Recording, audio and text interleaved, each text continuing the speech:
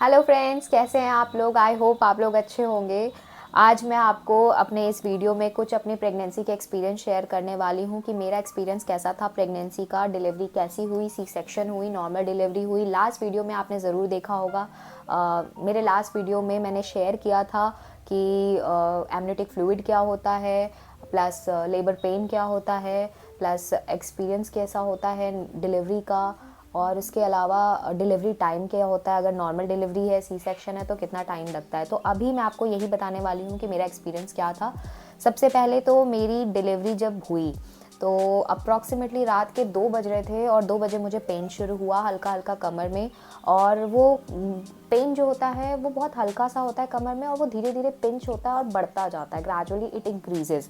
तो वो आपको फिगर आउट करना होगा कि क्या ये सच में लेबर पेन है। कई बार फॉल्स लेबर पेन होता है जो हमें नहीं, उस केस में हमें थोड़ा टाइम देना चाहिए और समझना चाहिए, क्योंकि पेन जब वो ज़्यादा होने लगता है तब हमें डॉक्टर के पास रश करना चाहिए।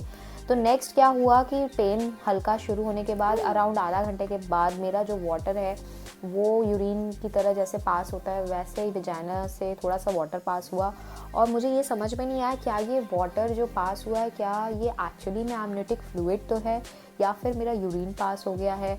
तो आई वॉज कन्फ्यूज्ड, और मैं अपना एक्सपीरियंस बता रही हूँ आपको। मेरे को समझ में नहीं आया कि ये एक्चुअल में मुझे डॉक्टर के पास जाना है या नहीं जाना है। तो मैंने थोड़ा टाइम लिया, 10 मिनट वेट किया, और मैंने देखा कि फिर से वाटर रिलीज़ हो रहा है मेरे वेजाइना से। एंड देन मैं आपको बताऊं कि वो वाटर कंट्रोल कर ही नहीं पा रही थी। जब वो पास हो रहा था ना, I was not able to control it. अगर देखिए, अगर आपको यूरिन होती है तो आप कंट्रोल कर सकते हैं, लेकिन अगर ऐसा कुछ हो आपके साथ कि आप कुछ कंट्रोल ही ना कर पाए और वाटर रिलीज़ हो जाए, तो इट मीन्स कि आपका वाटर ब्रेक हो गया है एंड इट्स टाइम कि आपको डॉक्टर के पास तुरंत जाना है। तो जैसे ही मुझे रियलाइज़ हुआ, मैंने थोड़ा आधा घंटा टाइम लिया और मुझे समझ में आ गया, मैं तुरंत डॉक्टर के पास रश की। उसके बाद क्या होता है कि डॉक्टर के पास अप्रॉक्सीमेटली सुबह के 4 बज रहे थे और मैं 4 बजे अर्ली मॉर्निंग हॉस्पिटल पहुंचती हूँ। वहाँ पे सबसे पहले डॉक्टर ने मेरा वेजाइनल ओपनिंग चेक किया कि कितना डायलेशन हुआ है। एंड डॉक्टर ने कंफर्म किया कि आपका मैम 2 से 3 सेंटीमीटर के अप्रॉक्सीमेटली डायलेशन हो रखा है, तो हम आपका नॉर्मल डिलीवरी के लिए कर सकते हैं ट्राई। तो मैम ने किट मंगवाया मेरे हस्बैंड से। मेरे हस्बैंड पूरे टाइम मेरे साथ थे। He is very supportive. He tried कि मेरे को हर तरह से मैं एकदम स्ट्रॉन्ग रहूं। तो मैं आपको यही शेयर करना चाहती हूँ डॉक्टर, अगर आपको ये शेयर करना चाहती हूँ कि अगर कभी आपकी भी ऐसी डिलीवरी का टाइम हो तो आपके हस्बैंड या आपके फैमिली में जो भी मेंबर्स हैं, अगर वो आपके साथ होते हैं तो आपको एक हिम्मत सी मिल जाती है कि हाँ आप कर सकते हो। और दोस्तों, कुछ भी हो जाए, अगर आपका नॉर्मल डिलीवरी हो सकता है, थोड़ा पेन आप झेल सकते हैं, तो ज़रूर जाइए। Because I think C section से बेटर होती है, जो मुझे लगता है। अगर आपको ऐसा ऑप्शन मिलता है कि हाँ मैं किस ऑप्शन के लिए जाऊँ, तो आई वुड सजेस्ट आप नॉर्मल डिलीवरी के लिए जाएं।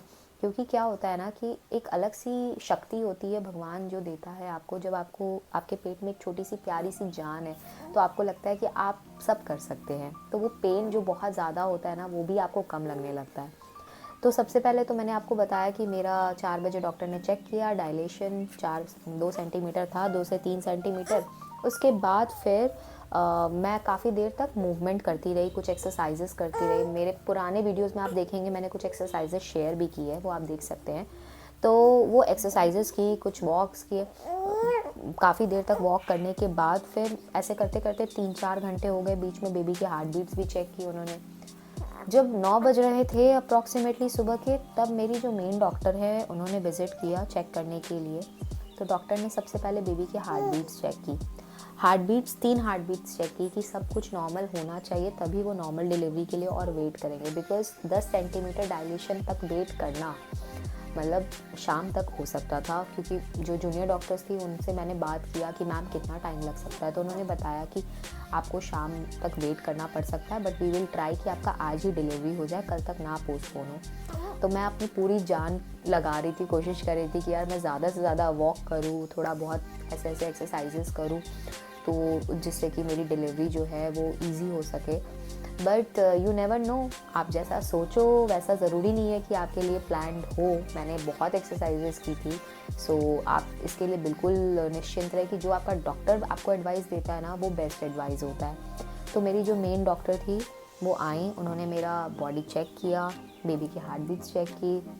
एंड हार्ट बीट्स चेक करने के बाद समझ में आया कि कंसिस्टेंट नहीं है, थोड़ी डिप हो रही है। क्यों हो रही है इसका रीज़न भी उन्होंने बताया कि आपका पूरा फ्लूइड निकल चुका है, तो बच्चे को सांस लेने में दिक्कत हो रही है। तो इस वजह से डॉक्टर ने मुझसे बताया कि मैम हम आपको यही सजेस्ट करेंगे कि आप रिस्क मत लीजिए, नॉर्मल डिलीवरी के लिए मत वेट करिए, क्योंकि बेबी की हार्ट बीट्स नॉर्मल नहीं आ रही है।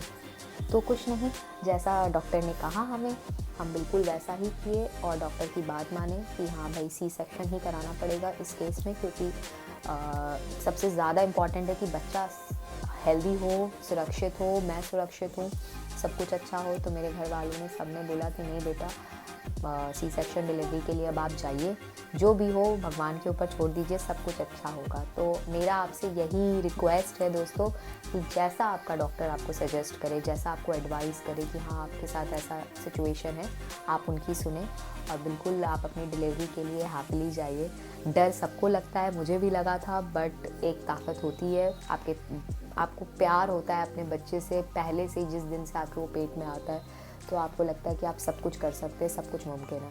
So thank you so much दोस्तों मेरे इस एक्सपीरियंस को सुनने के लिए। अगर आपको ये वीडियो अच्छा लगा हो तो प्लीज़ इसे शेयर करिएगा, अपने जो भी आपके प्रेग्नेंट दोस्त हैं, फ्रेंड्स हैं, सर्कल है, उन सब से शेयर करिएगा। और मुझे ज़रूर कमेंट्स में बताइएगा कि अगर कुछ मैं चेंजेस कर सकती हूँ और आपके लिए और किस तरह के वीडियोज़ ला सकती हूँ, बेबी रिलेटेड या फिर pregnancy related. Thank you so much for watching, मिलते हैं नेक्स्ट वीडियो में, तब तक के लिए थैंक यू, बाय।